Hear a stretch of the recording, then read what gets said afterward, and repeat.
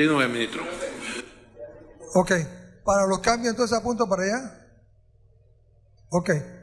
Bien, bueno, mire, es bueno explicar los antecedentes para enmarcar realmente dónde estamos parados y lo que nosotros vemos venir entonces para lo que sería ya el presupuesto del año 2024.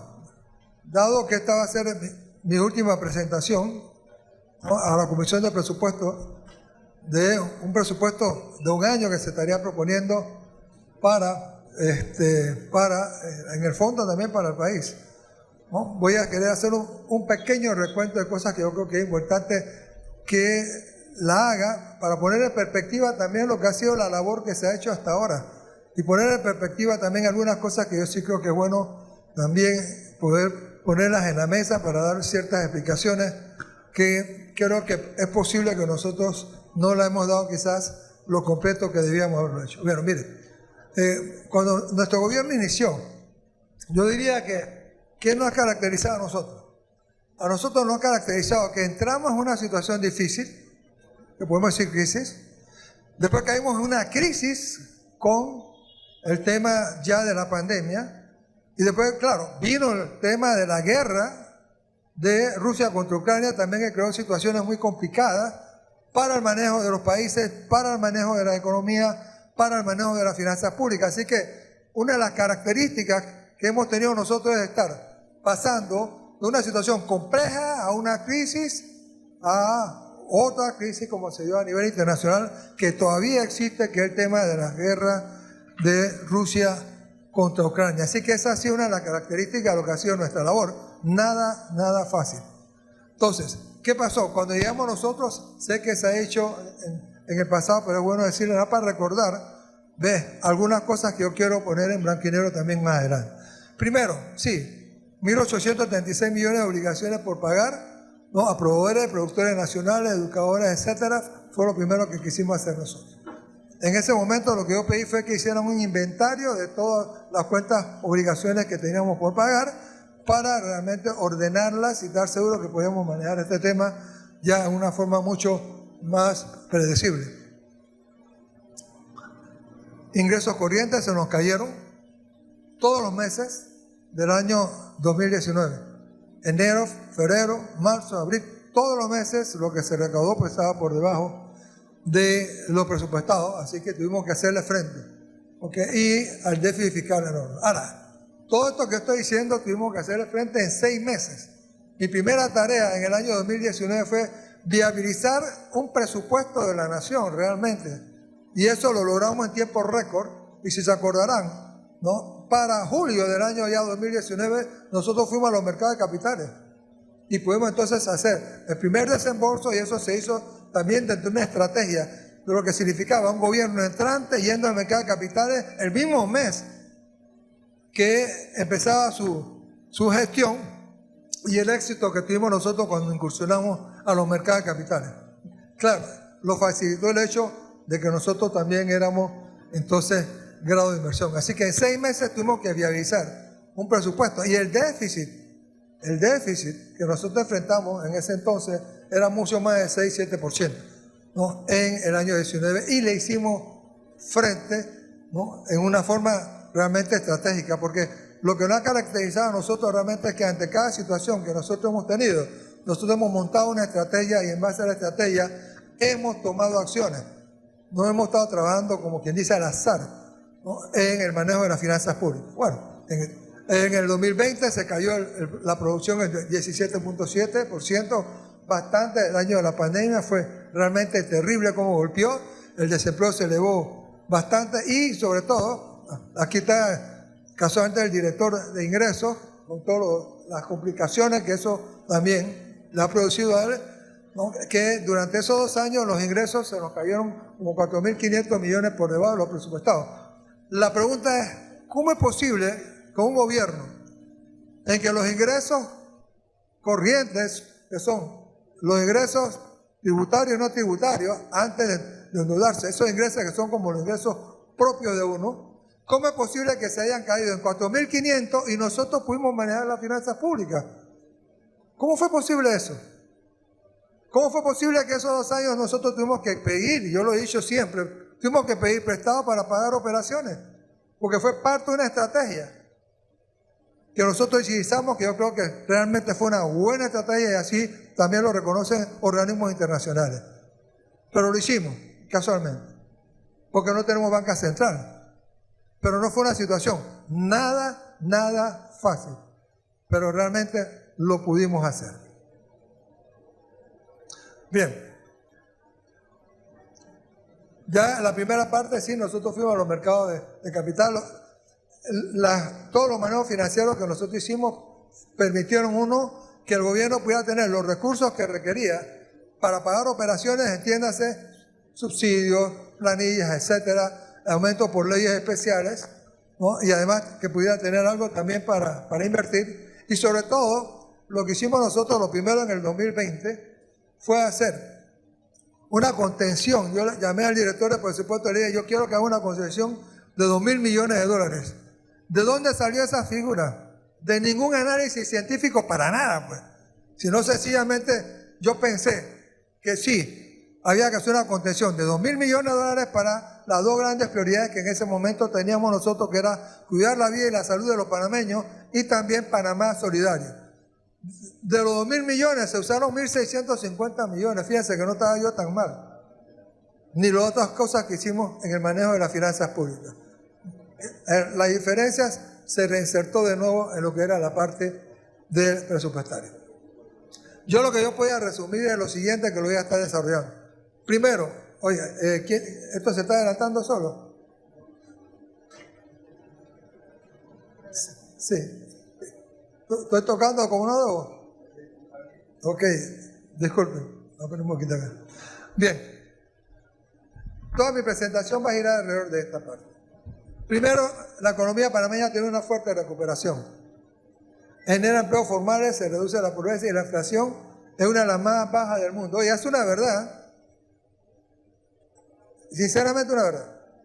Y vamos a estar hablando un poco más de eso. Segundo, las finanzas públicas continúan en la senda de la consolidación fiscal. Claro, en los años 20 y 21 estábamos en rojo, teníamos que pedir plata prestada para pagar operaciones. Ese es el peor de los mundos. Es como en la casa de ustedes, que ustedes tengan que pedir prestado para comprar comida, pagar la luz, pagar el agua, etc. Ese es el peor de los mundos, que también uno puede estar en el hogar. Eso no es sostenible de ninguna manera. Es muy difícil manejarse bajo esas condiciones. Bien, así que nosotros tuvimos 2021, 2 años terribles, y la estrategia que utilizamos nosotros, que hablaré de ella, de estabilizador automático, que es el tema técnico, pero realmente era una especie de política anticíclica, realmente yo siento que tuvo éxito. Lo otro, las perspectivas económicas son favorables. Oiga, siguen siendo favorables. Estamos hablando de tasa de crecimiento de Panamá, que seguirá liderando toda la región, que está llena de problemas. Nada más hay que ver qué está pasando de Argentina para arriba. Podríamos estar hablando de eso, pero no es el objetivo, ¿no?, de esta reunión. Y este punto que es bien importante, el tema de la lista.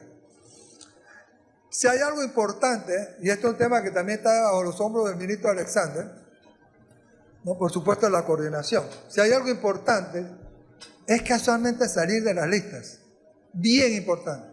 Por la forma como eso afecta a nuestra imagen internacional, afecta a las inversiones. Le puedo poner ejemplo por qué la afecta, porque yo he estado incluso dando conferencias tanto en Alemania como en Francia, a empresarios, y le puedo decir realmente qué está pasando en esos lugares en relación, ¿no?, al caso nuestro, ¿no? Y afecta también al sistema financiero, cómo fue a afectar a los bancos, las transacciones de los bancos, el tema de la corresponsabilidad, etc.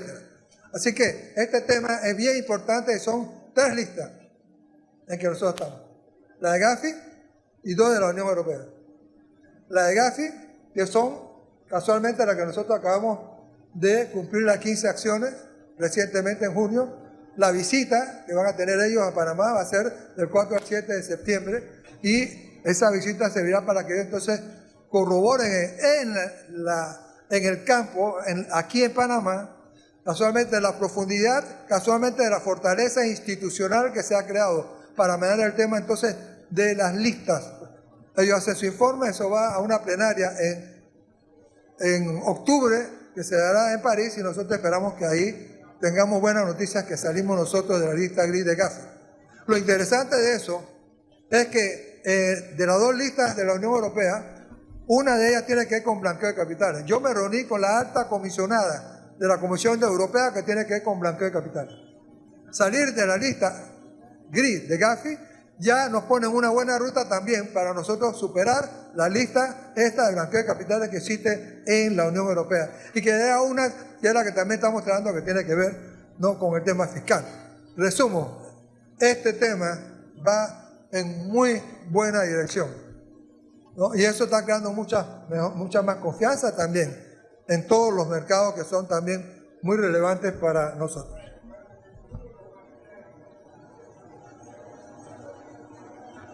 Bien. Ok. Acá tenemos rápidamente lo que ha sido de 2011. Teníamos un periodo de disminución en la tasa de crecimiento de la economía panameña. Cuando nosotros entramos estaba en 3.3, pero fíjense cómo era una curva, 11.3, cómo esto iba bajando. Acá vino la pandemia, ¿sí? Nos golpeó, no solo a nosotros, al mundo. Y lo que más duele también, una de las cosas que más duele, que hubo pérdidas nacionales irrecuperables durante la pandemia. Una de ellas fue, para mí, yo lo digo, ¿ok?, la pérdida en la construcción de capacidades de nuestra población en materia educativa, en materia de fortalecer la capacidad de toda en general nuestra población, por razón casualmente de la pandemia. Y esos son los temas que yo hago mucho énfasis. Eso se perdió de forma importante. Y esa pérdida no se recupera realmente. Y hubo otra pérdida grande también durante eso, que fue, ¿no?, el tema de combustible, que se nos pudo haber ido más de 600 millones adicionales al exterior. Nosotros no producimos ni gasolina, ni diésel, etcétera. Así que cuando se trata de una pérdida nacional, que eso aumentó, es una pérdida nacional, eso se fue. ¿Sobre qué hombro va a recaer? La pérdida que se tiene por esas cosas, bueno, eso es todo siempre un tema de debate nacional. Pero, ¿qué es lo que es interesante?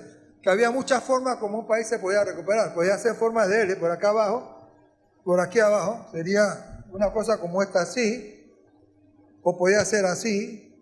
Panamá tuvo una de las recuperaciones, una de las mejores recuperaciones, más atractivas recuperaciones, que se puede dar en cualquier lugar, que una V perfecta, porque puede haber sido una especie de L o de otra forma. Esto fue una V perfecta, porque antes, casualmente el año 20, había muchas especulaciones, cómo se iban a recuperar los países. Bueno, aquí está. Ya para el año 22, Panamá estaba produciendo más que lo que se producía en el año 19, en el año 22, acá. Más que lo que se producía. Y lo que también es interesante es que este año nosotros vamos a tener una tasa de crecimiento que puede ser superior a esa, que probablemente va a ser superior a la que se puede haber tenido en cada uno de los años de 2014 al 2019.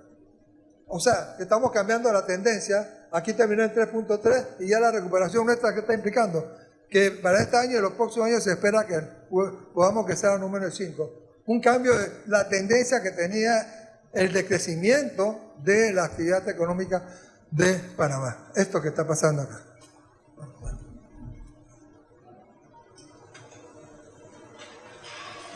Bien, esto siempre es cabonero presentarlo. Panamá, antes de la pandemia, superó por lejos el crecimiento de toda la región, Podemos decir lo que sea, oiga, pero eso pasó.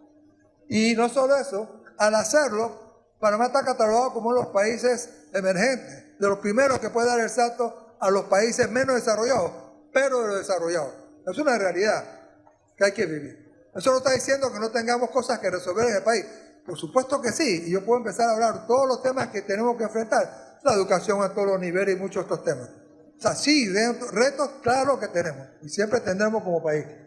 Pero hay una verdad de que nosotros ya, a partir del 21, hemos tomado esa senda de un crecimiento que seguirá siendo mayor, ¿no?, que toda la región. Mayor que toda la región. Y yo lo voy a ser sincero, cuando yo veo las reuniones regionales o en otros lugares, cuando yo veo a mis homólogos hablar, Dios mío, el lenguaje, lo que yo voy a decir, generalmente dista muchas veces de lo que yo estoy escuchando, de lo que está pasando en otros países y lo que está pasando, ¿no?, en en nuestro país. Bien, aquí están los crecimientos de Panamá en 2 años, 21-22, comparado con todos los países de la región. Tengo que sacar a Guyana. Guyana está nadando en petróleo. Así que los crecimientos de Guyana son inmensos. Así que yo siempre digo, sacando a Guyana, estamos viendo cómo nosotros hemos liderado casi el crecimiento comparado con cualquiera de los países que queremos realmente hacerlo. Esto no es nada, esto es algo bastante interesante, esto lo ven también analistas y todo por otros lugares. Se me fue muy rápido. Bien. Ok. Bien. Ok. Bueno, acá estos son los drivers importantes de la economía en el año 2022. En el fondo fueron los sectores que también, además de ser sectores muy importantes en la demanda de valor agregado de las empresas, las fábricas, por ejemplo, también son empresas, son actividades que demandan mucha mano de obra, así que mucho del crecimiento en el empleo también se debe a casualmente el crecimiento del dinamismo que han tenido esos sectores. Mire, la demanda de trabajo, yo siempre digo, lo vemos mucho en mi carrera, es una demanda derivada. La demanda de trabajo se deriva de lo que está pasando en las empresas. Mientras las empresas está pasando o hay mejores noticias y se ve mucho mejor dinamismo en las empresas, entonces la demanda de la parte laboral, esa demanda que es una demanda derivada de ese dinamismo, entonces también así se va a ver reflejado y las cifras que vamos a estar mostrando también así lo muestran.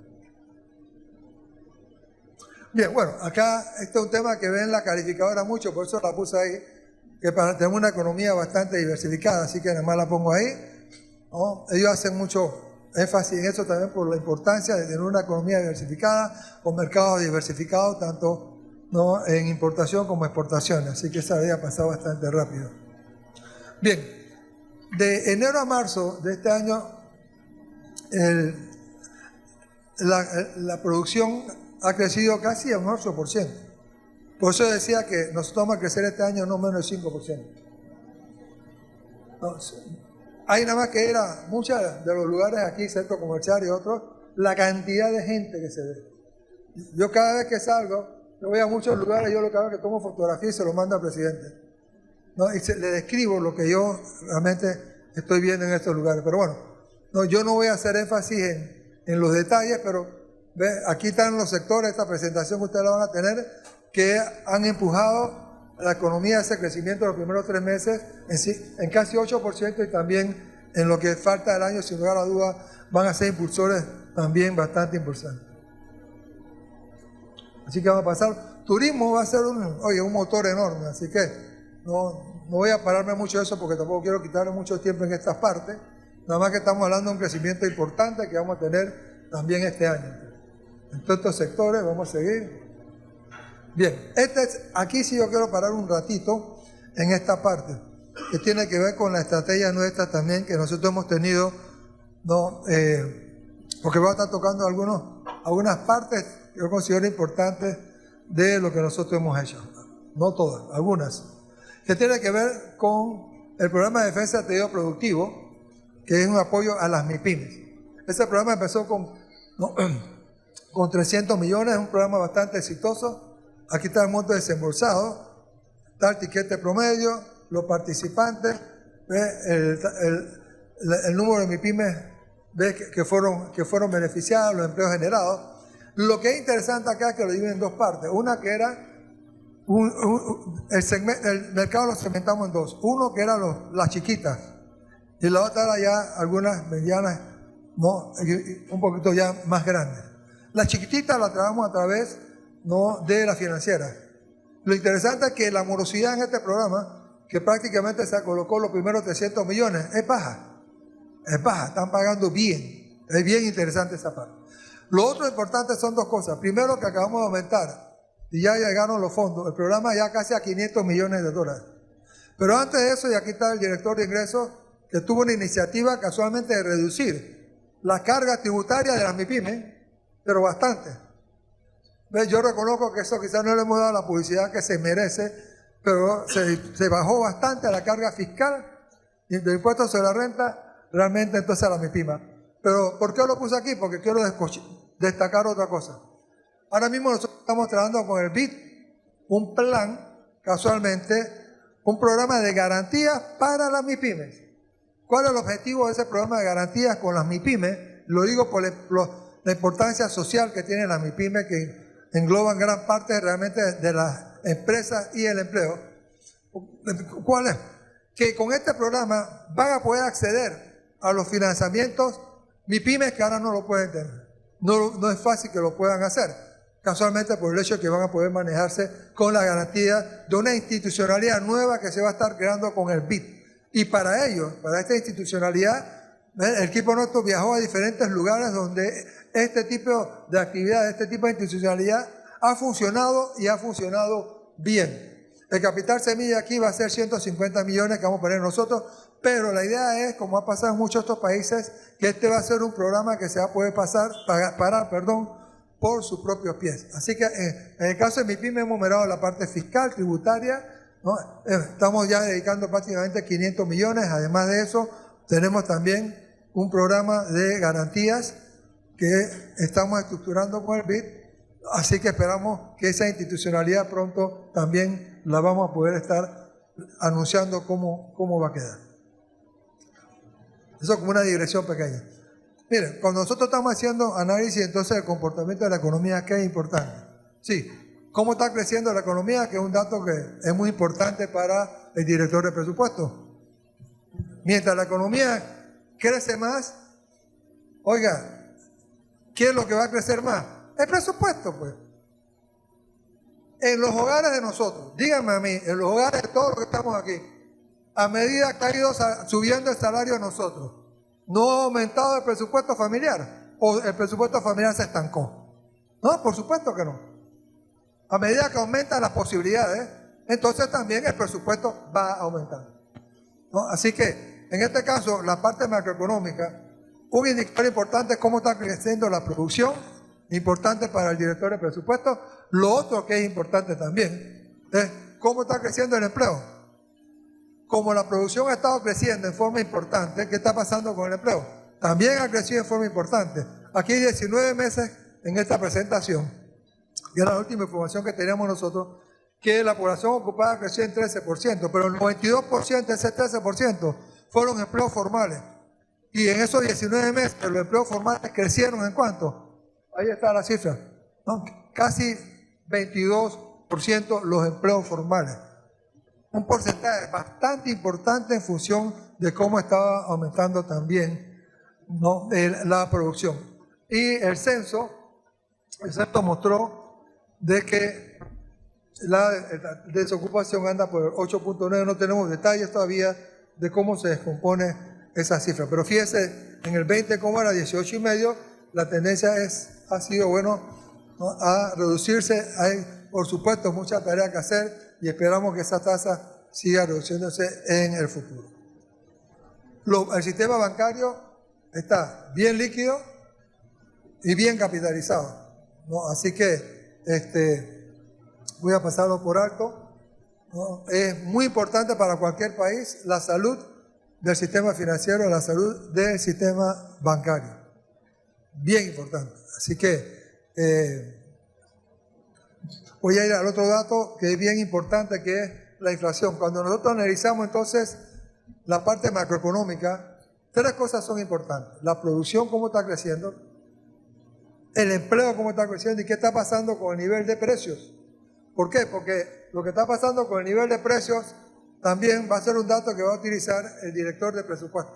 Acá en Panamá, tradicionalmente, nosotros lo pueden ver, hemos tenido un nivel de inflación menor que el mundo, menor que la región. Y hago constar, siempre hemos tenido también un nivel de inflación menor que ¿quién? Incluso menor que los Estados Unidos. Aquí está Estados Unidos y estamos nosotros.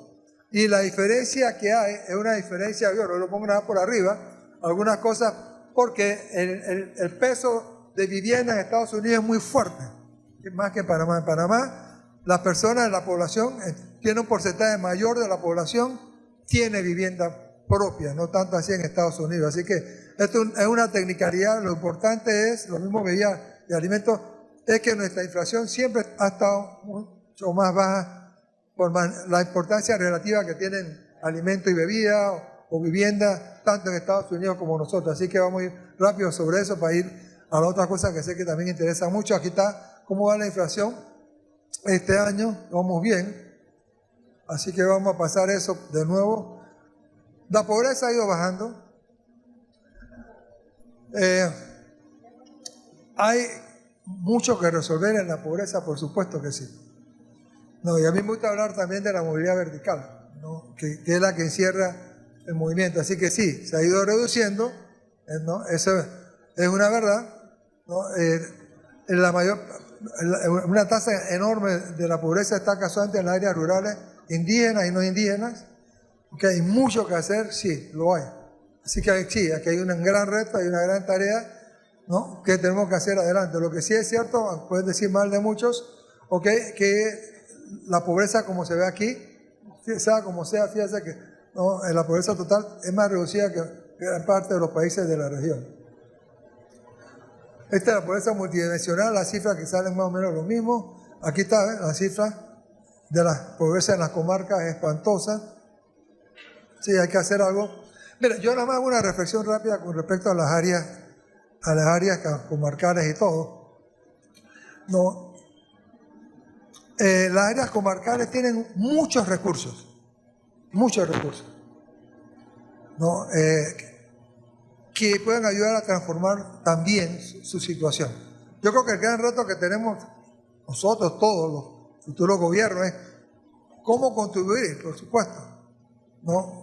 Trabajando de cerca pues, con estas áreas comarcales, cómo contribuir a que todos esos recursos que ellos tienen se puedan transformar en darle a ellos también una mejor calidad de vida. De todas maneras, no es el objetivo en esta reunión de meterle tanto en este tema, ¿no? Aquí están las cosas que ustedes van a tener en la presentación, así que el índice de desarrollo humano de Panamá también es uno de los más altos. Estamos en una categoría alta según las Naciones Unidas. No es malo manejar estos datos.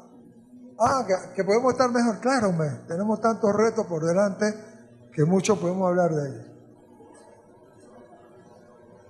Sí. Ok. Este es un tema del coeficiente de distribución de ingresos. Bueno, ha ido mejorando, ¿no? Hay que tener mucho cuidado también con cómo uno lo analiza. Si todos los ingresos de todos los panameños crecieran en 10%, el coeficiente de distribución de ingresos no variaría, aunque la movilidad vertical se esté dando. Porque generalmente se habla mucho de esto, se habla menos de los análisis de movilidad vertical, que a mí me encanta hacer, así que lo paso por alto, ¿no? Cada vez por lo menos nos acercamos a lo que está pasando en América Latina o la región. Antes de la brecha era más alta, ahora estamos casi cerca, pero está todo el tema que tiene que ver, casualmente, como yo estoy diciendo, es el tema de qué hay detrás de esta cifra. Bien, esto es un dato interesante que salió en el Centro de Población y Vivienda y lo paso así también, nada para que lo vean por alto. Fíjense que todos estos indicadores han mejorado en forma importante en estos 13 años. La tenencia de servicios sanitarios y viviendas particulares subió de 63 a 83%. Alumbrado de viviendas particulares subió de 17 a 95%. Viviendas particulares que coincidan con gas o electricidad, como subió. Viviendas particulares con acceso a servicios de recolección de basura. Este es todo un tema de recolección de basura. ¿Ok? ¿Con qué frecuencia o no frecuencia? Hay un tema que hay detrás de esas cifras. Yo estoy totalmente de acuerdo. Hogares con acceso a internet, etcétera. Así que lo que sí se ve es en todos los datos, ¿no? una mejoría de estos indicadores, ¿no? Por lo menos indican algo interesante con respecto a las cosas que están pasando en nuestro país. Esto lo pongo así rápido, eso yo lo vi desde que yo estudié economía, y eso fue hace mucho tiempo, desde los 70. Ok, lo que sí es cierto es que mientras uno más se educa, uno puede aspirar a mayores niveles de ingresos. Aquí se ve, esos son datos aquí que salen, ¿no? Casualmente de la INEC, en que se muestra de que mientras más estudios tienen las personas, sus salarios son mucho más elevados. Lo que sí es cierto que un estudio que yo vi del Banco Mundial, ¿no? Hace varios años, lo que demostraba ese estudio era que generalmente alguien que salía de la secundaria era no pobre. Así que con solo hecho de que nosotros pudiéramos tener la estrategia que haga que los estudiantes nuestros puedan salir por lo menos de la escuela secundaria, ¿no?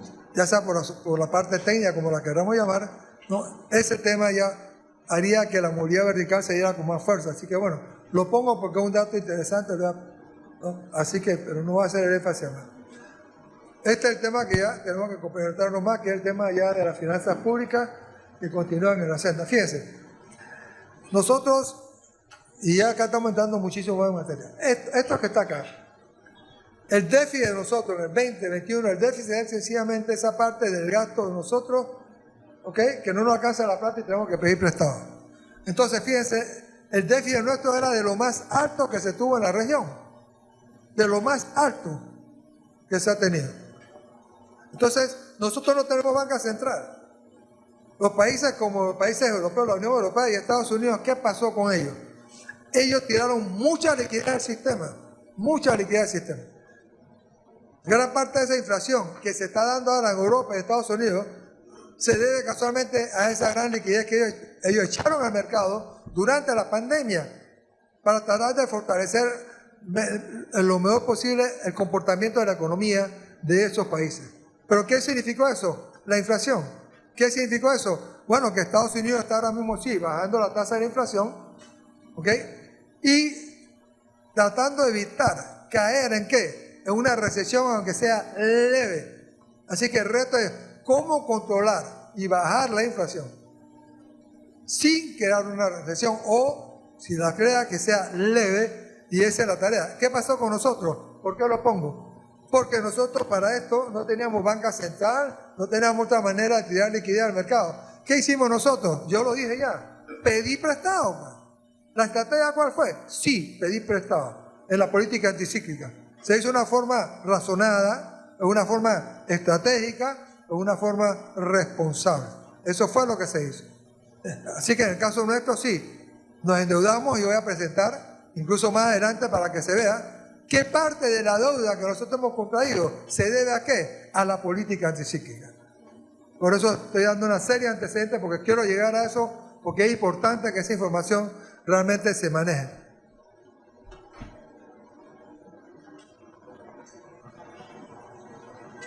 Bien, aquí está lo que ha sido mi estrategia. También esta famosa. Ok, cuando nosotros llegamos al gobierno, los déficits, que no es nada más ni nada menos hasta donde te puede quedar tanto más tú te puedes endeudar, véanlo así, era la línea celeste o azul que ustedes están viendo ahí.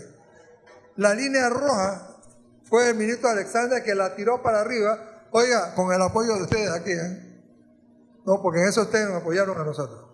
De verdad que sí, y lo agradecemos mucho, porque esta es la esencia de la política anticíclica que nosotros seguimos, ¿no? Entonces, el subir estas curvas nos hizo a nosotros poder estar pidiendo mucho más préstamos afuera. Pero esos préstamos, ¿para qué? Para inyectar en la economía. Lo hicimos a través del gobierno, lo hicimos a través del sistema financiero, pero lo hicimos. Pero como yo decía, lo hicimos de una forma calculada y dentro de una estrategia. No se hizo al azar, sino de una forma programada y responsable, como decía, a veces multilaterales decían Alexander, hubieran hecho lo contrario, eso hubiera estado equivocado. ¿Qué pasa si nosotros no hubiéramos hecho esto, señores? Yo no me imagino cómo la situación incluso nosotros teníamos ahora mismo. Así que fíjense nada más, 2021. Si suman estas cifras que están aquí, estamos hablando como 9.000 millones nada más de financiamiento extra, 9.000 millones. Pero si a eso le sumamos lo que pedimos prestado también para pagar las amortizaciones que teníamos nosotros esos 2 años, que son refinanciamiento, estamos hablando casi 20.000 millones. Usted sabe lo que es ir a los mercados y buscar casi 20.000 millones en 2 años. Eso es algo fácil. Es fácil. ¿Usted cree que es fácil sentarse a hablar con la calificadora? Yo estuve con Standard & Poor's recientemente 2 horas y media antes que yo sacara su informe. 2 horas y media. Toda clase de preguntas.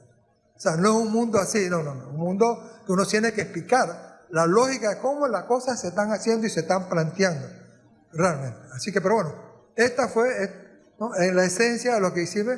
Lo que yo hice fue tirar la curva hacia arriba Y voy a estar hablando más de eso porque sí, yo quiero que usted se lleve la información casualmente de cuánto del aumento de la deuda del 20 al 23 se debe a la política anticíclica. Y déjeme decir una cosa, una cifra bastante importante.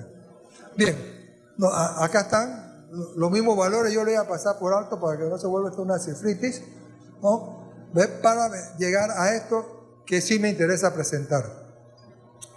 Bien, mire, mucho se habla sobre la deuda, mucho. Cuando yo salía del Congreso, me para una periodista que no iba a decir a qué periódico pertenece. Me para y le va a decir la pregunta. Primero hubo varios que me pararon y yo les contesté la pregunta. Esta periodista en particular, ¿sabe la pregunta cuál fue? Ministro, ¿cuántas deudas usted le van a dejar al próximo gobierno? Oiga, por favor, esa pregunta hecha en esa forma.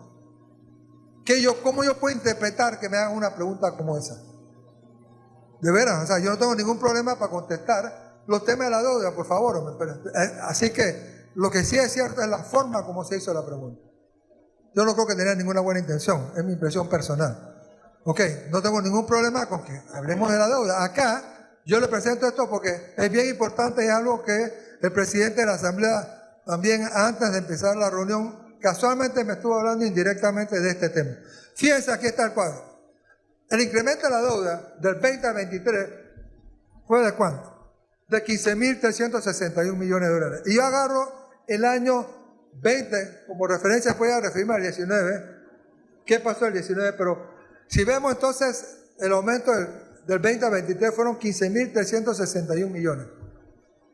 Pero de esos 15.361 millones, incrementos por la política anticíclica que tomamos nosotros para inyectar más al país, de más liquidez, a través ya sea del gobierno o del sistema financiero, fue casi poquito más del 60%. Así que, ¿qué?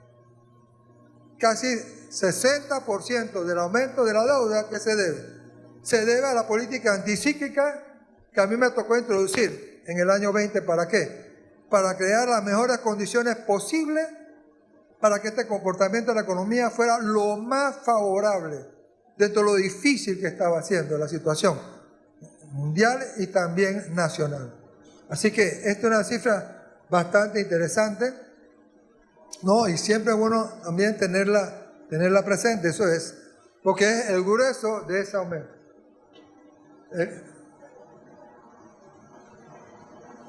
Vamos un poquito atrás. Ok, entonces yo pensé que tenía la curva, quizás es que yo recorté muchas cosas porque yo no quería tocarle mucho tema, así que hay una curva que yo la quité, pero mira, aquí está. Pues, sin la política anticíclica, la deuda pública hubiera crecido en 6.000 millones, es decir, en casi 20% del 20 al 23. Eso realmente hubiera sido. Otra cosa hubiera sido la historia. Así que la historia cambió porque hubo que hacerlo, como cambió la historia en los países desarrollados y en la Unión Europea, que tuvieron que echar mucha liquidez al sistema durante la pandemia, pues. Cambió, así que el comportamiento, por supuesto que fue diferente. Así que mucho del aumento de la liquidez como se dio en esos lugares, ¿a qué se debió? Al tema de la pandemia, pues. Y lo importante que era usar ese tipo de política anticíclica que usaron esos lugares. Así acá, claro, ¿qué hicimos nosotros? Que no tenemos banca central, sí, fue a través de una deuda. Y aquí le estoy diciendo entonces que el 60% del aumento de la deuda 2023, ¿a qué se debe? Se debe a la política anticíclica que nosotros utilizamos deliberadamente, como decía, los analistas decían, Alexander, si hubieran hecho diferente, eso no hubiera sido lo correcto. Y aquí está entonces cuánto hubiera crecido la deuda si nosotros no hubiéramos tenido que introducir una política anticíclica. Aquí está realmente mi estrategia, cómo funcionó. Realmente yo he hecho siempre mucho énfasis en eso y lo he conversado en el pasado también con algunos diputados. Para mí hay una palabra que es bien importante incluso para los hogares, es el ahorro. El ahorro es lo que no gastamos de los ingresos tributarios y no tributarios en operaciones, y si no lo gastamos en operaciones, lo vamos a gastar ¿dónde? En inversiones, pues. Entonces, claro, mi idea siempre ha sido cómo nosotros podemos tener la mayor cantidad de recursos provenientes de los impuestos o los ingresos no tributarios. ¿Para qué? También para que se puedan utilizar para invertir. Eso es lo que es el famoso ahorro. No es un dinero que está en el banco en ningún lugar. No, es un dinero que automáticamente, al no gastarlo en operaciones, nosotros en forma programada lo estamos utilizando para pagar entonces inversiones. La línea roja acá son los gastos corrientes y la línea azul son los ingresos corrientes. La política yo usé, que se llama estabilizadora automática, realmente lo que eso consiste es que uno sabe que los ingresos se van a estar recuperando después del golpetazo que obtuvieron en el 2021. Entonces, ¿qué es lo que hice? Yo traté de aplanar lo más que podía el aumento en el gasto. Para cuando se recuperaban los ingresos, esta diferencia entre estas dos curvas es entonces lo que es el ahorro, que es lo que se aplica a inversiones. Y aquí está abajo. En el año 2021 tuvimos que pedir, en el 20, 1.400 millones prestados para pagar planilla. Acá, 1.100 millones para pagar planilla, ¿no? Si se fija, ¿no? ¿Cuál fue la cifra? No es casi 2.500 millones en 2 años para pagar planilla, pero también operaciones generales, parte planilla, subsidios, etcétera, que se sustentaron siempre, porque siempre se pagó lo suyo. Y acá, fíjense, ya tenemos aquí el ahorro de 620 millones, 1.587, aquí nos baja un poco 1.509 por razones que se van a estar explicando en presupuesto. Así que esto que está acá son recursos que se aplican entonces a inversión. Así que la idea era cómo hacer que esta temporalidad pasara y pasáramos de lo rojo, de no es sustentable, a lo azul, ¿no? Que es también bastante importante.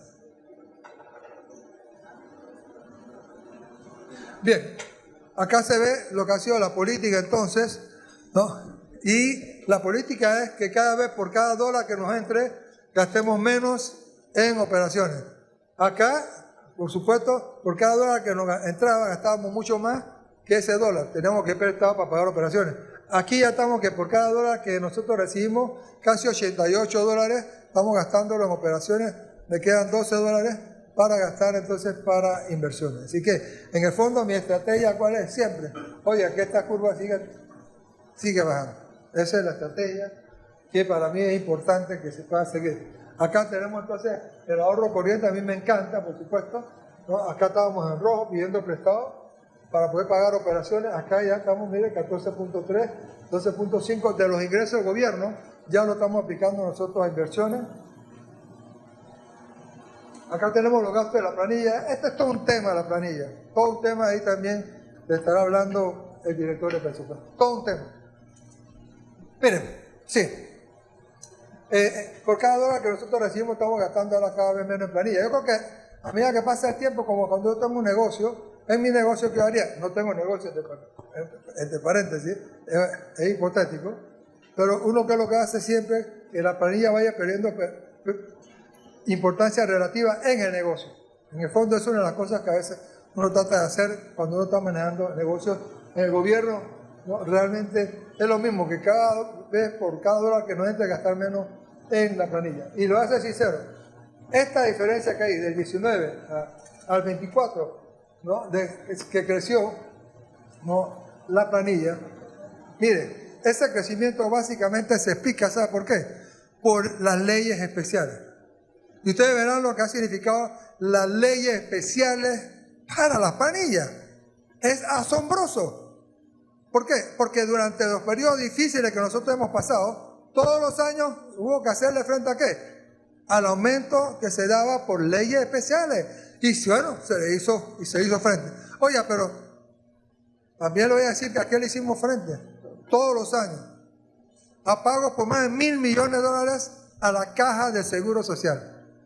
La Caja de Seguro Social. Nunca nos quedamos generalmente cortos para pagar el Seguro Social. Todos los años como más de 1.000 millones que pudo haber representado para ellos números, yo creo que el 25% de sus ingresos. Así que en todo momento la Caja de Seguro Social también estuvo recibiendo dinero que el endeudamiento nuestro también, por supuesto, también nos facilitaba. Pero bueno, esto es un dato interesante, veremos más adelante para que vean el impacto que tiene las leyes especiales. Pero este aumento que está aquí, más que todo, tiene que ver con el tema de leyes especiales. Bien, aquí está el tema de las leyes especiales. Eso lo va a retomar, yo sé que el director de presupuesto. Aquí están los cuadros de leyes especiales. Aquí están los títulos significados. A mí me encanta este que está aquí.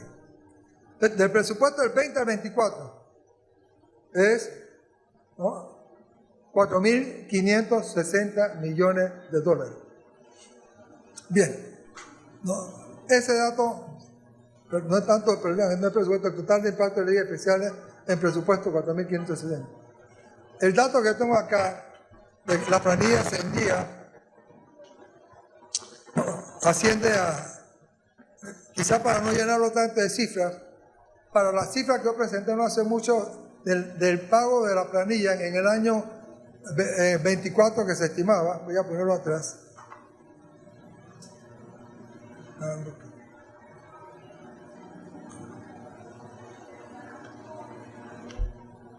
Okay. Me lo está poniendo para adelante. Sí, atrás. Esto. De estos 4.000 millones, cerca del 19-20% se debe a leyes especiales, que es como una escalera. Es el incremento que se ha dado por leyes especiales del 19 al 23. ¿Por qué una escalera? Porque voy a poner un ejemplo. Si el primer año, en el año 20, por leyes especiales nosotros tuvimos que pagar 100 millones nuevos, son 100 millones en el año 20. En el año 21, vamos a suponer que venga 100 millones más nuevos. Quiere decir que en el año 21 tenemos que pagar los 100 millones del 20 más 100 nuevos, son 200 millones que hay que pagar en el año ya 21. Y en el año 22, si hay 100 millones más, ok, tenemos los 200 millones que se han acumulado, ok, 2021 más el 100 del próximo año son ya 300 millones. Así que eso es como una escalera que se tiene. Así que eso el director de presupuesto lo podrá explicar más, pero el impacto de leyes especiales es enorme, enorme, y alrededor del 20% de esto puede ser fácilmente explicado por el aumento de leyes especiales del 20 al 24. Solamente en el 24 se está pagando, en el 24, si no me equivoco, como 324 millones en leyes especiales. Así que vamos a darle eso al director de presupuesto, pero las leyes especiales han impactado mucho en la planilla. Así que las leyes especiales en el fondo anulan y son superiores al aumento que se dio en el valor de la planilla. Pero bueno, vamos a seguir. Eso lo va a explicar el director de presupuesto, yo prefiero pasar por acá. Este cuadro yo siempre lo presento, ya estamos casi cerca al final. Este cuadro que está acá es lo que yo decía, cómo estábamos en rojo. Este es el porcentaje del financiamiento que nosotros usábamos para pagar operaciones. 28% de este financiamiento era para pagar operaciones. Acá ya es al revés. Acá estamos, ¿no?, en azul. ¿Ok? Así que nosotros tenemos ya que 16% del ahorro nos facilita a nosotros poder financiar 43% de las inversiones acá, 14.3% del ahorro nos va a permitir a nosotros financiar 35% de la inversión del gobierno central. ¿No? Así que en estos 2 años tuvimos que pedir el 100% de lo que se iba a requerir para invertir, porque no teníamos ingresos propios. Acá ya veíamos cómo nosotros podíamos estar financiando 620 aquí millones de nuestros propios ingresos para financiar inversiones, aquí 1.587 y aquí 1.509. Bueno, este es un cuadro que yo uso mucho, así que yo creo que la meta sería que en un futuro pudiéramos estar financiando el 75% de las inversiones, no con ahorro, 25% con deuda, pero no voy a pararme acá. Aquí está ya, ustedes este dato lo van a tener, así que no quiero tomarle más tiempo. Este dato sí yo creo que lo quiero tocar porque es importante, ¿no? Porque se habla mucho del aumento de la deuda, ¿no? De que nosotros hemos aumentado tanto la deuda. En fin, ya yo he explicado que gran parte del aumento de la deuda se debe a la política anticíclica. ¿Ok? Acá está, sí, si lo queremos medir como lo están midiendo, ¿no?, en diferentes administraciones. Bueno, hay las últimas 2 administraciones, la deuda creció en casi 183%. casi se duplican en la última 66%, aquí están en cuanto ha aumentado. Bueno, es una coincidencia, aquí estaba yo. Y déjeme decir una cosa, aquí, este 10%, aquí hubo 600 millones, 6 puntos de eso debía ser 4, que fue una deuda que salió de una reestructuración de deuda que se hizo, que ocasionó que la deuda aumentara. Reestructuración. No entró un centavo para inversiones. Para decir la verdad, pero bueno, es algo que hay que escribir en algún momento. Pero fíjese aquí, ¿no? Y acá, ¿no? Nuestra deuda estaría aumentando, estimado en 55%, pero eso incluye la política, ¿no?, realmente anticíclica. ¿Por qué yo agarro el año 19 y lo atribuyo al gobierno anterior? Oiga, es todo lo que nosotros heredamos. Pues. Ya yo le dije lo que nosotros heredamos, los más de 1.800 millones en deuda con obligaciones que pusimos en orden, la caída de los ingresos, el déficit enorme. Entonces el segundo semestre nuestro más que todo fue manejar una dinámica y un impulso ya que venía del gobierno anterior. Por eso entonces digo, no, toda esa deuda que se crea también durante el segundo semestre se le atribuye a ellos. Así que bueno, muy discutible, yo lo sé, pero yo lo puedo defender. Así que esto sería 55% lo que sería el aumento que se estima. Pero yo creo que ahora viene un cuadro también interesante, que es, si nosotros excluyéramos la deuda que se incurrió adicional por razón de la política anticíclica, la deuda hubiera crecido ¿en cuánto? 20%, 19%, 20%. O sea que lo que impulsó mucho el aumento en la deuda, en forma deliberada lo hicimos, en forma programada lo hicimos, fue casualmente la situación de la pandemia, la situación que originó la pandemia, que era muy compleja y era una de las formas de hacerle frente casualmente a lo que nosotros hicimos. Así que para mí es importante también haber presentado estas cosas. Podemos hablar mucho más del tema de la deuda también, pero vamos aquí a ir rápido para darle el paso aquí al director de presupuesto. Panamá es uno de los países con mayor riesgo en toda la región. ¿Qué significa menor riesgo? Que el costo de invertir en Panamá es más barato, las transacciones en Panamá en general van a ser más baratas, acceder a los mercados de capital de Panamá va a ser con mejores ventajas. Así que esto beneficia no solo a Panamá. ¿Qué pasó? El solo hecho de que Standard & Poor's acaba de mejorar y pasar nosotros de expectativas negativas ya a una perspectiva estable, mejoró también la forma como estaban viendo al Banco Nacional. Y así, ¿ves qué significa? Que el hecho de que Panamá tenga cada vez un mejor grado de inversión, una mejor calificación, eso empuja para arriba, ¿no? También, ¿no?, a muchas de las instituciones en nuestro país. Así que bueno, no vamos a parar tanto en eso, pero este dato es bien importante. Acá están los pagos promedios que nosotros hemos tenido que atravesar.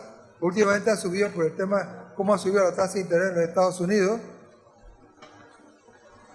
Bien, esta parte, no, voy a pasarla por arriba porque ya si eso va para el director de presupuesto realmente. Así que me la pasaron rápido. Yo estoy tocando algo, esto está muy sensible. Ok, bien.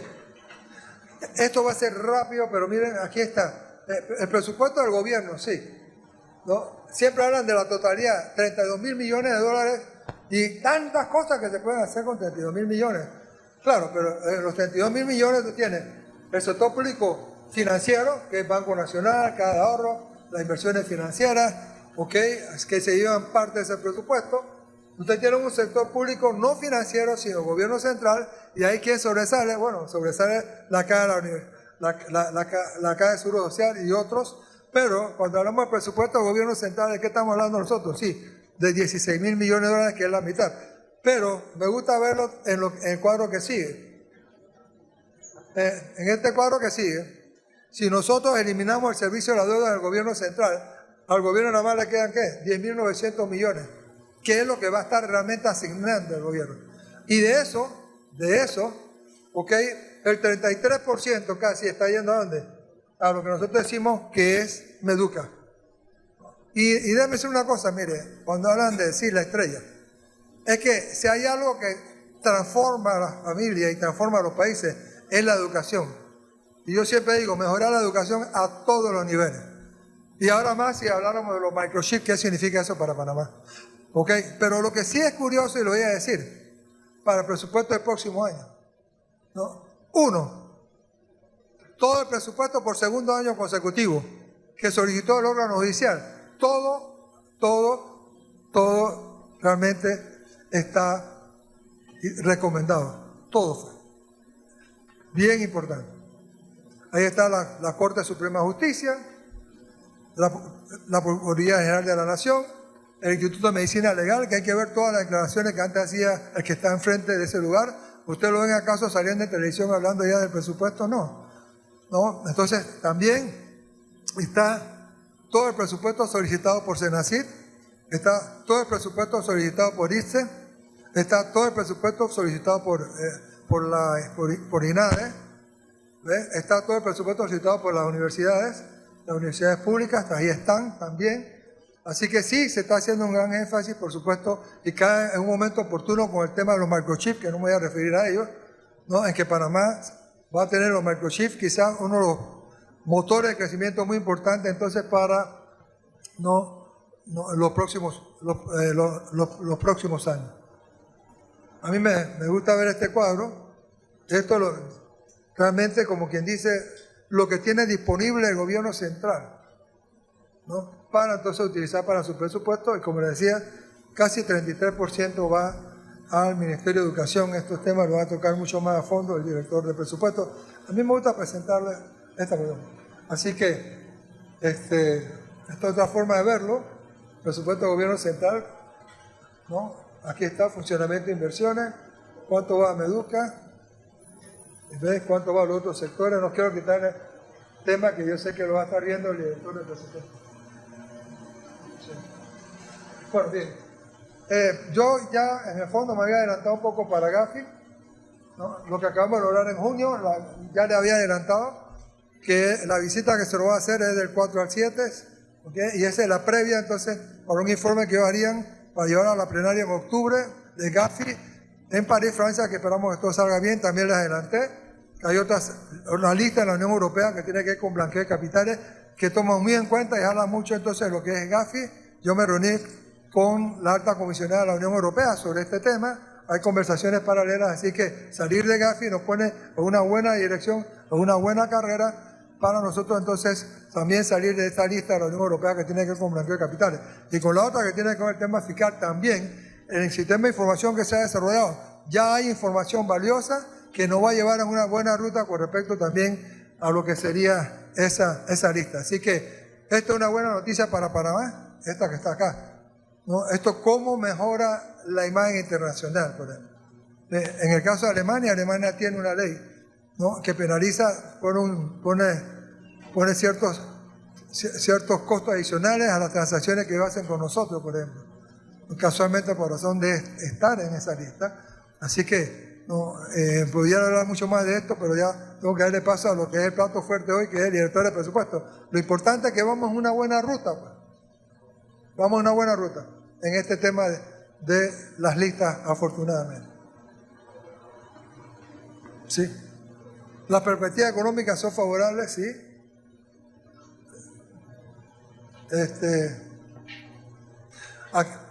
Generalmente casi todos los organismos internacionales le dan tasa de crecimiento a Panamá por arriba de los otros países de la región, en sus estimaciones también.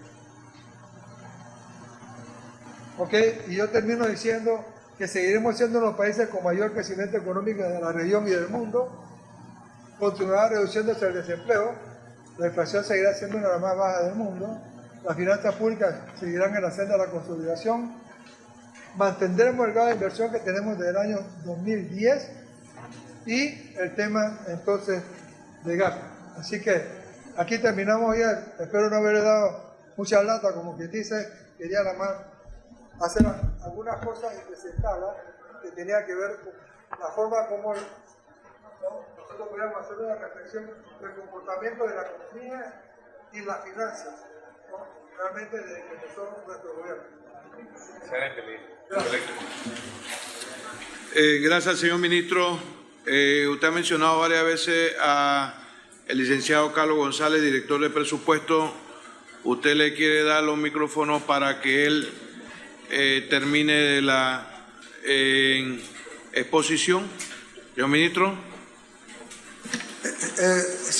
Sí, yo quisiera que le dieran la palabra al director de presupuesto porque realmente ahora vamos a estar entrando, ¿no?, a lo que ya es, ¿no?, el presupuesto general del Estado del año 2024, ¿no?, con la racionalidad y las explicaciones que estará dando entonces el director del presupuesto de la Nación, señor presidente. Bueno, le damos entonces los micrófonos al licenciado Carlos González, director de presupuesto de la Nación, para que sustente pues el presupuesto en conjunto con el señor ministro. Muchas gracias, señor presidente, honorables diputados, invitados especiales.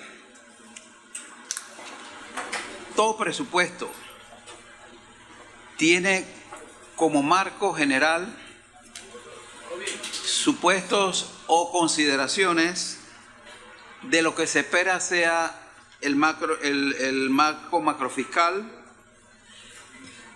del año en cual se está estructurando. En el caso de Panamá, este ejercicio se basa en una visión de una economía que sigue liderando el crecimiento de la región. Se estima, para efectos del presupuesto, como es usual, una tasa de crecimiento nominal de 7,5%, y esta tasa ha sido compartida por estimaciones que han hecho organismos internacionales especializados, como es la CEPAL, el Fondo Monetario, el Banco Mundial, el Banco Interamericano de Desarrollo, etc. Y estas estimaciones se fundamentan también en que se viene observando un importante crecimiento del empleo formal, lo cual es indicador de que Panamá vive un proceso sostenidamente de mejora.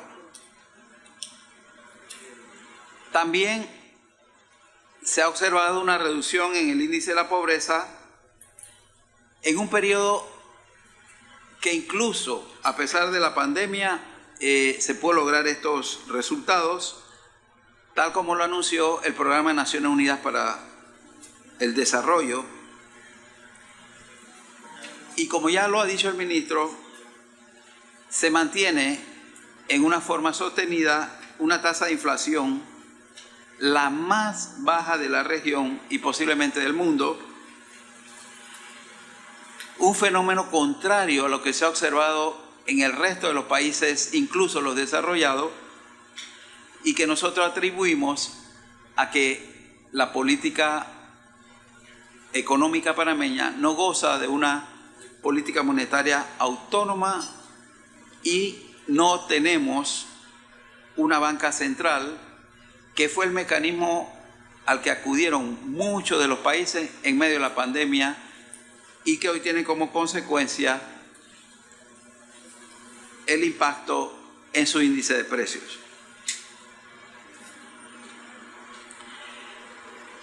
El diseño del presupuesto 2024 también toma como referencia la política de reasumir la senda de la consolidación fiscal después de esos terribles años 2020-2021, en el cual, como lo dijo el ministro, tuvimos que recurrir en una forma inusual a un nivel de endeudamiento alto. De esta manera, el presupuesto apunta a mejorar el perfil de la sostenibilidad de la deuda y de un índice deuda-PIB observado en el 2024 de 64.7%, se espera que logremos bajar a 53.4% en el año 2024.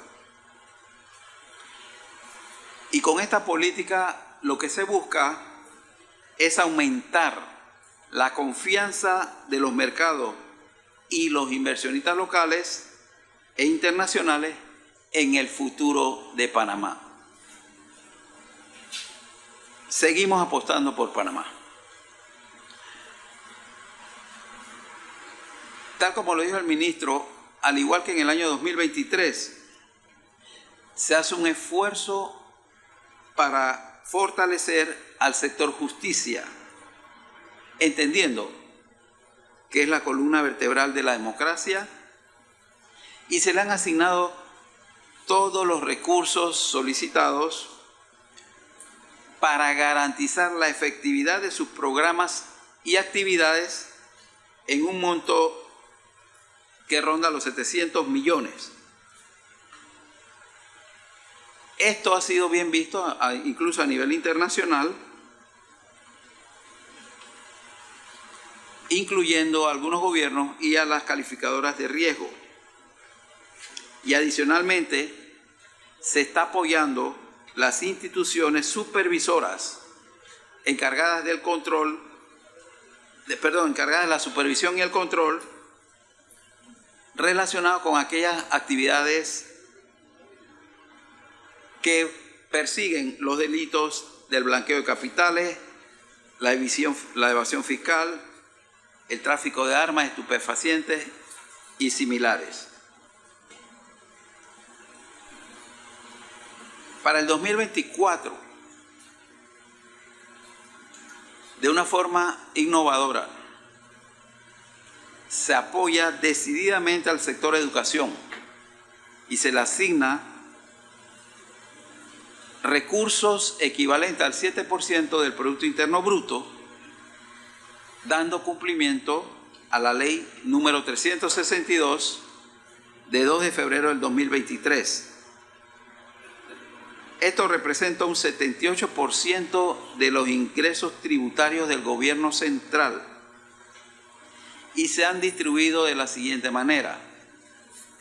Al Ministerio de Educación se le han asignado 3.539 millones, que representa el 62% del sector. A las universidades, 829 millones, con el 14%.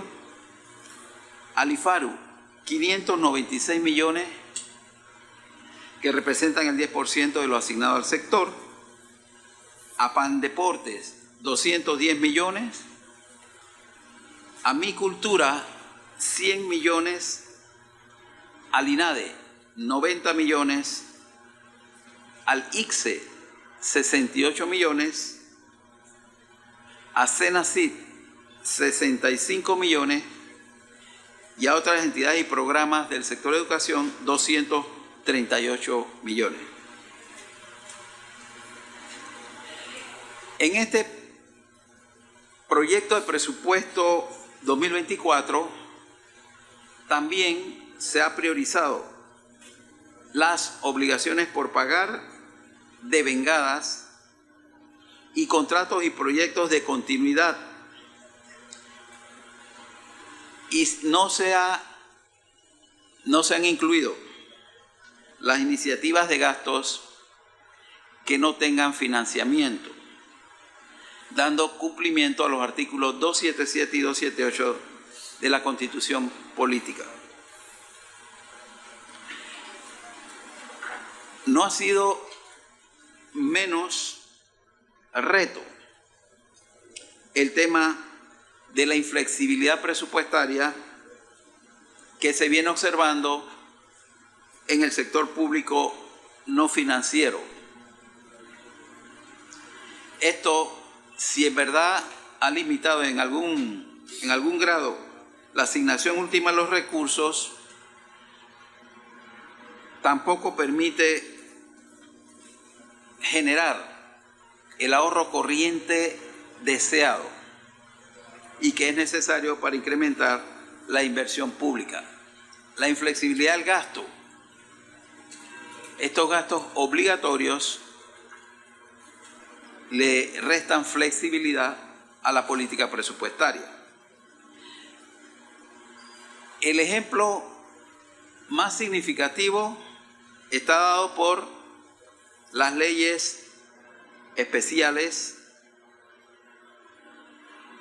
las cuales en el periodo 2020-2024 han reflejado un aumento acumulado en planilla de más de 3.300 millones.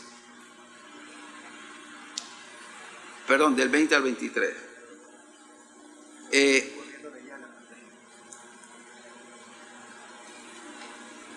Sí.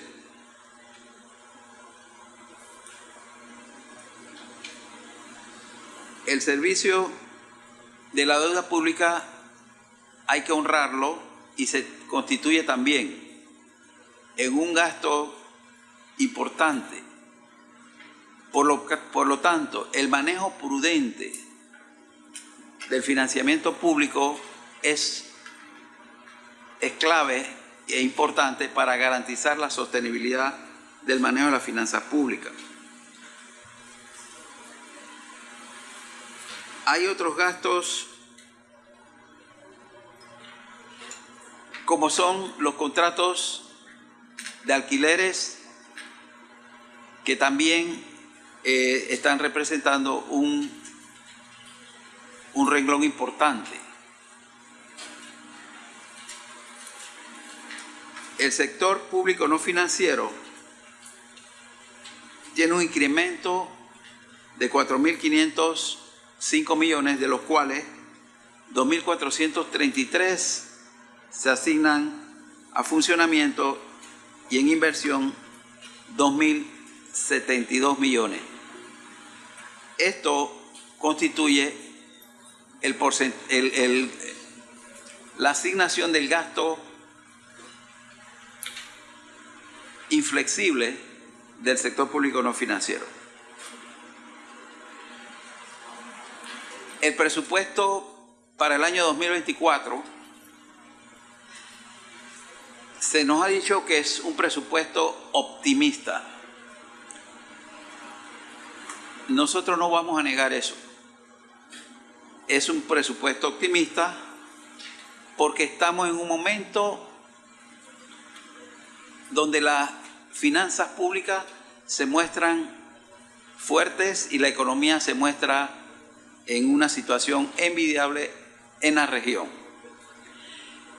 Si observamos el comportamiento de la evolución del Producto Interno Bruto en valores nominales, que es como se lee para efectos del presupuesto, para el año 2024 vemos que el producto se estima que crecerá arriba de 88.000 millones. Esto representa incremento de un 7.5% con relación al año anterior, tal como lo habíamos dicho. No obstante, es importante observar en la gráfica roja que el ritmo de crecimiento empieza a tomar la senda propia de nuestra economía y por impulso propio, ya que esas tasas de crecimientos nominales que se vieron en el año 21 y en el año 22 por arriba del 10% fueron producto de un apoyo que tuvo que ser en la economía, que tuvo que ser financiado con recursos del crédito. Para el año 24 y siguientes se espera el regreso a la consolidación fiscal. Por lo tanto, la ley de responsabilidad fiscal establece topes de endeudamiento mucho menores a los ya observados en el periodo 2021 y 22. No obstante, la economía seguirá, se espera que seguirá creciendo a un ritmo por arriba del 5% real y en promedio entre el 7 y 7,5% nominal. Las finanzas, la solidez de la economía también debe reflejarse en lo que es la evolución de los ingresos corrientes que recauda el gobierno central y se espera un incremento para el 2024 de aproximadamente 8%, 11.800 millones, en comparación con los 10.900 millones esperados en el 23.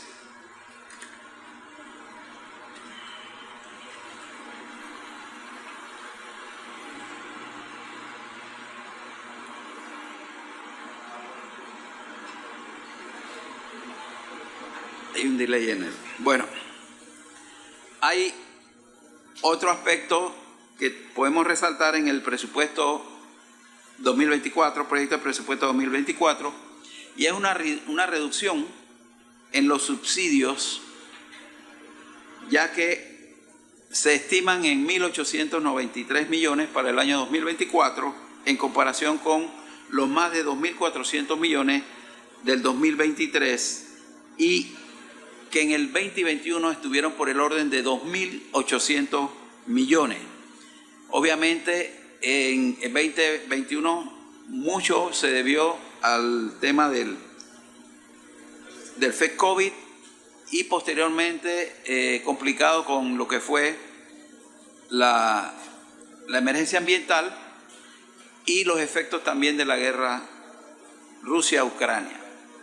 Para el 24 estos efectos, por lo menos el de COVID, ya superado, y de alguna manera se espera menos impacto de los otros elementos. Aunque hay un riesgo que ha sido anunciado por la Autoridad de Ambiente y el director del canal de Panamá, de el cambio climático pudiera generar una reducción en las actividades del agro, en las actividades del canal y probablemente en parte de la industria.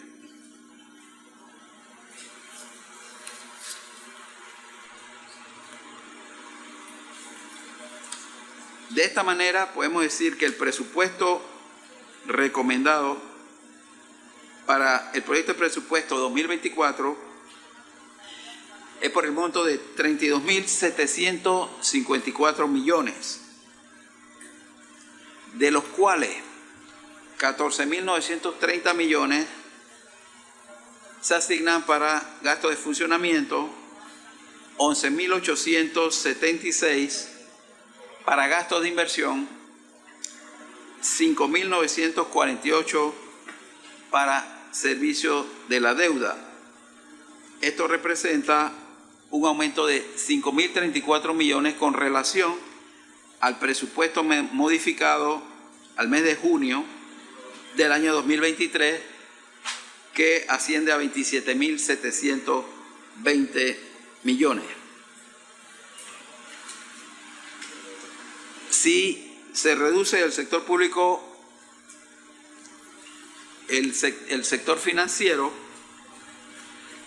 tendríamos que al sector público no financiero, es decir, excluyendo Banco Nacional, Caja de Ahorro, las operaciones financieras de la Caja de Seguro Social y Banco Hipotecario, BDA, el presupuesto se reduce a 26.661 millones, y si excluimos el resto de las entidades del sector público no financiero que no pertenecen al gobierno central, quedaríamos que el gobierno central tendría un presupuesto recomendado de 16.660 millones, de los cuales 5.757 millones corresponde al servicio de la deuda.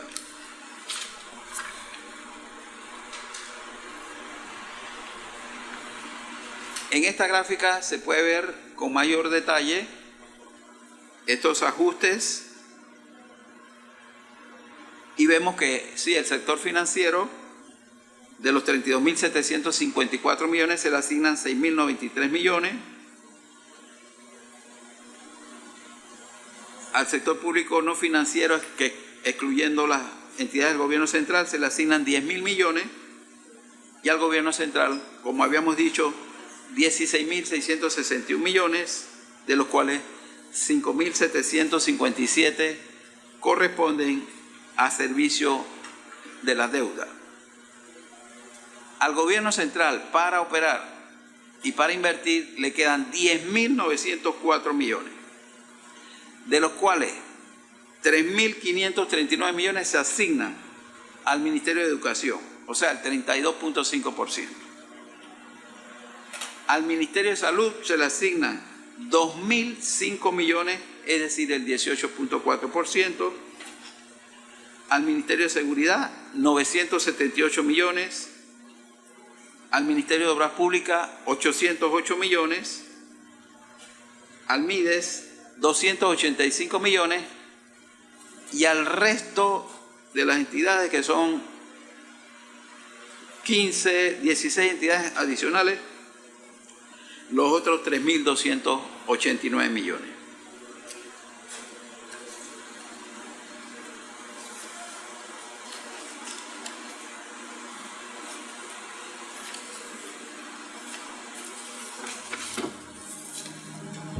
El 7% asignado al sector educación. Eso representa 4.506 millones.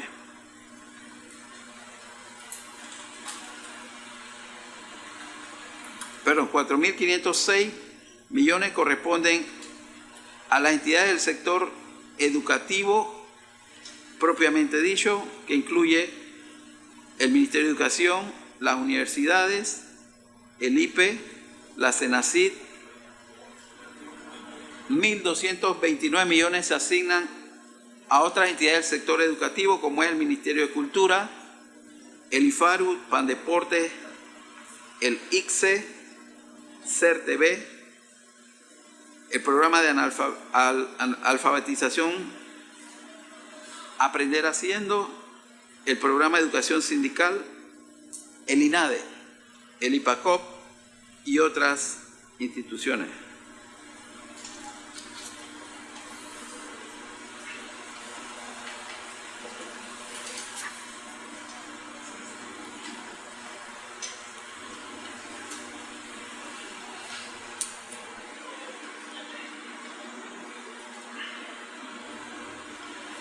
En cuanto a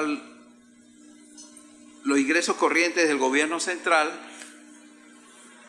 se han incluido 11.847 millones, de los cuales 7.340 corresponden a ingresos tributarios, 4.344 a ingresos no tributarios y 163 millones a ingresos incorporados.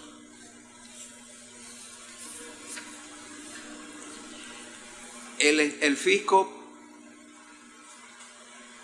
proyecta en este presupuesto recibir aportes y dividendos de la siguiente forma. En aportes, 278 millones, y en participación y utilidades de empresas, 2.448 millones,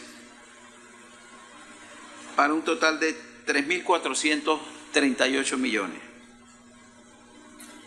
Cabe destacar que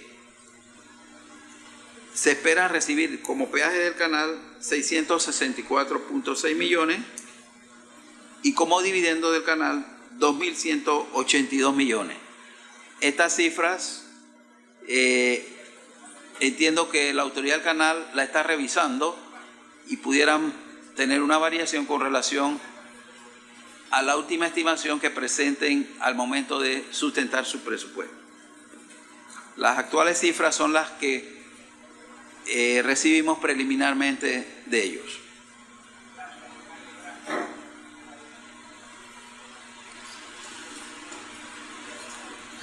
En forma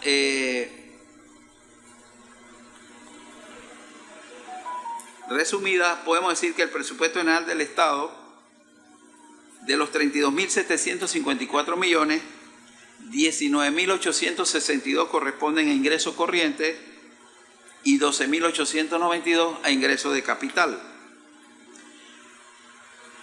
El total de gastos del presupuesto general del Estado serían 27.749 millones, de los cuales 17.800 millones corresponden a gastos corrientes, 9.949 a gastos de capital. Adicionalmente, se incluye inversión financiera por 1.986 millones y se destaca la amortización de la deuda por 3.019 millones, para un total de presupuesto de gasto de 32.754 millones, similar a los ingresos incluidos en el presupuesto.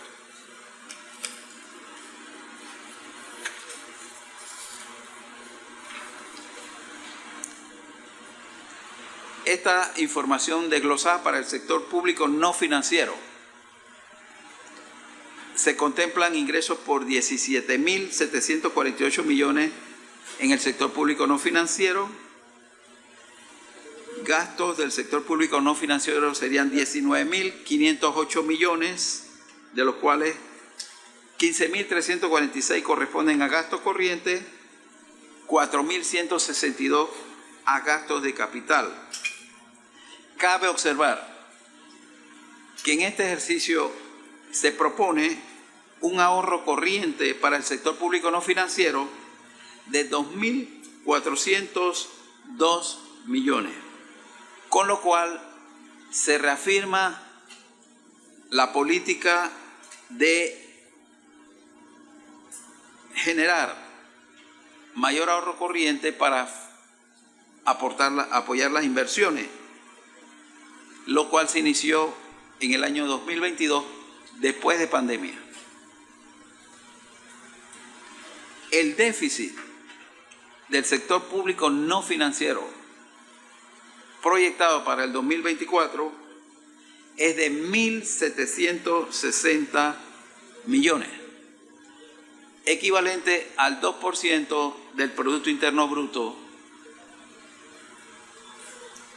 lo cual le da cumplimiento a lo establecido en la Ley de Responsabilidad Social Fiscal con relación al déficit o tope de financiamiento neto del gobierno para el periodo 2024.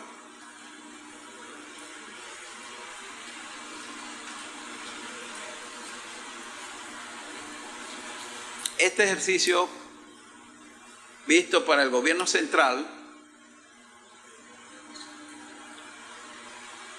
nos indica que los ingresos totales del gobierno central en el presupuesto general del Estado es de 2.066 millones,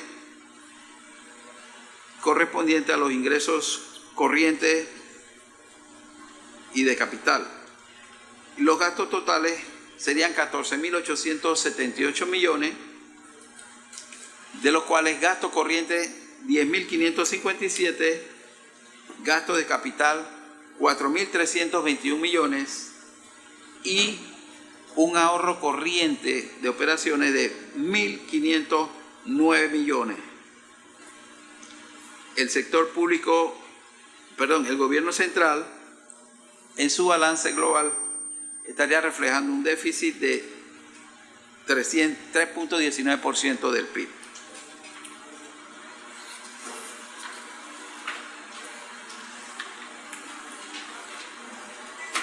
Bueno, hay una lista de proyectos de inversiones, señor presidente, que entiendo que esto se va a ver con detalle en las vistas presupuestarias, pero que se adelantan que los proyectos de continuidad se están respetando en este proyecto de presupuesto, igual aquellos que fueron contratados bajo el esquema de certificado de no objeción, certificado de poder cancelatorio, los del esquema 50-50, que en su total sumarían 1.282 millones.